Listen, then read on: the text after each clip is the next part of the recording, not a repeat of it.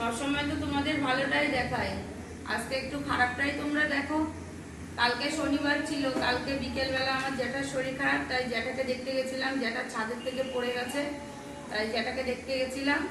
দেখতে গিয়ে ভাবলাম কি আর আজ বাড়ি আসবো না, পাশেই বাপের বাড়ি, তাই বাপের বাড়ি ছিলাম। রবিবার, পরের দিন রবিবার, তাই ভাবলাম ছুটির দিন, তাহলে একটা দিন থেকেই যাই। তাই শনিবারে বিকালে গিয়ে আর বাড়ি আসিনি, বাপের বাড়ি ছিলাম। রবিবারে বিকালে বাড়ি আসলাম, বাড়ি এসে দেখি শাশুড়ির জ্বর। সকালেই খবর পেয়েছিলাম জ্বর, ওই যে জ্বর। দেখো শাশুড়ি তো ঘরে শোয়া আছে, এখন কি রান্না করব। সারাদিন এরা কিছু রান্না টান্না করিনি, এরা কালকে যা রান্না করেছিলাম সেইগুলোই খেয়েছে, গরম করেছে আর খেয়েছে। আমাকে এত শরীর খারাপটা বলিনি যে রান্না করতে পারছে নাকি কিছু। তাই এখন ভাবলাম রাত্রিরে রুটি বানাবো, আর ঘরে কিছু নেই, দুটো আলু আছে আর কটা পটল আছে, তাই ভাবছি আলু ভাজবো আর পটল ভাজা করে তাই দিয়ে রাত্রিরে খাবো।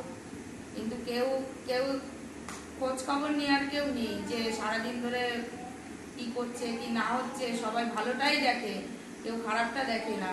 সবাই বলে আমি কত কিছু রান্না করছি, খাচ্ছি, ভিডিও করে করে ছাড়ছি, কিন্তু খারাপ দিকটা কেউ দেখে না। এই যে ছেলেটার পরই হচ্ছে, শ্বশুরের অপারেশন 19 তারিখ, খারাপ দিকটা কেউই দেখে না। শাশুড়ি একজন অসুস্থ, পরিবারের সবাই প্রায় বলতে গেলে অসুস্থ, আমি আর আমার মেয়ে বাদে, কিন্তু খারাপ দিকটা কেউ দেখে না, সবাই ভালো দিকটাই দেখে।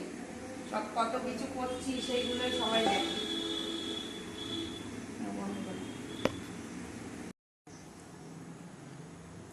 দেখো রুটিগুলো সব ভেজে নিয়েছি, আর তার সাথে দুটো আলু ছিল ঘরে তাই ভেজে নিয়েছি, আর একটা ডিম ছিল তাই ভেজেছি, আর দুটো আম আছে গাছের, তাই দিয়ে আজকে রাতে খাওয়া দাওয়া হবে।